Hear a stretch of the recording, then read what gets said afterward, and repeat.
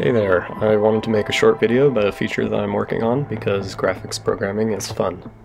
This is a system to apply damage decals to enemies when they're shot to reveal blood and gore. It's kind of inspired by Doom Eternal's really cool destructible demon system, but it is less nice looking than that, although it is more dynamic.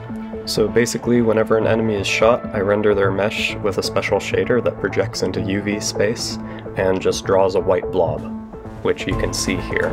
This is the shader that does that. That just basically UV unwraps the mesh so we can bake it to a texture. I just use a tiny little 64 by 64 texture for each enemy, so the footprint isn't too big. Then we just add that most recent hit to a texture that is accumulating all the previous hits, which you can see on the right there. And then we can easily use that to mask out to a blood texture or gore texture.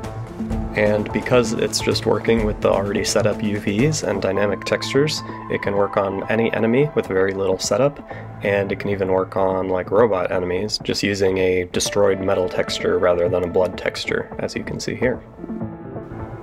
My first prototype of this effect actually used vertex colors rather than textures. Of course, that was extremely inefficient because you would have to iterate through thousands of vertices on the CPU to find the ones near the impact. This new version uses textures and the GPU's very fast rasterization to do this calculation instead, so it is much faster. Thanks so much for watching. I hope you had fun learning about this. I sure had fun creating it.